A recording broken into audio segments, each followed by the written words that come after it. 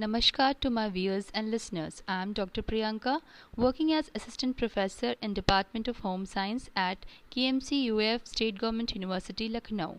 This video e-content is related to the paper Women's Studies being taught in the PG courses of Human Development and Family Studies, a branch of Home Science. The main topic covered is Introduction to Women's Studies and the subtopics Definition of Women's Studies and Objectives of Women's Studies.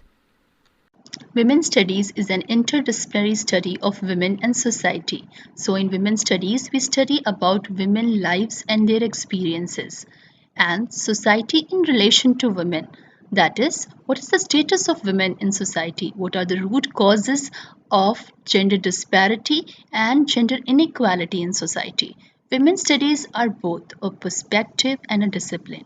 Women's studies talk about women's equality and development and seeks to find explanation and remedies for the unequal position of women in the society. So, if we have to define women's studies, then women's studies can be defined as studies that include studying the root causes of gender disparity and discrimination in society, perceptions and experiences of women about their own lives and their educational, social, economical, and political struggles, along with their contribution to society.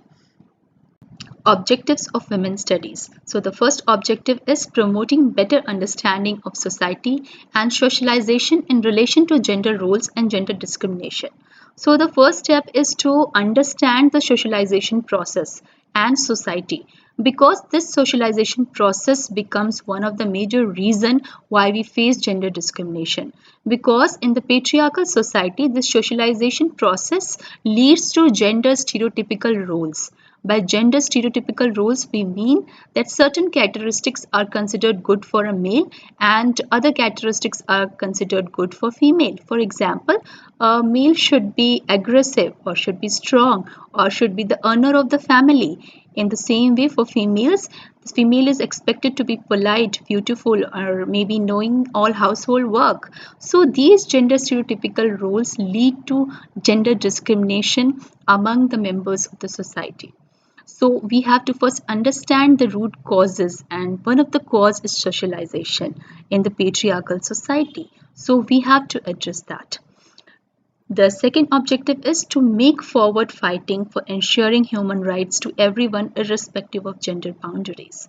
So as we know that human rights apply to all humans, maybe a male or a female. So even females have the right to human rights and that should be given to them, to help both men and women in recognizing and respecting roles played by them without gender bias, helping them to move from stereotypical roles to androgynous roles. So as we discussed, we have to promote a healthy relationship between male and female so that they respect each other's work, and there should be no gender biasness or discrimination on the ground of work or role they play.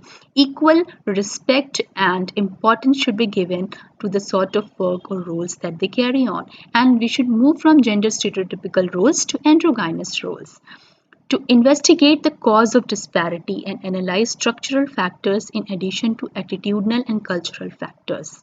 So many times the cause of this disparity is our attitude or the cultural factors prevailing in society. We need to identify them and discuss that. To empower women in the struggle of fight discrimination and injustice.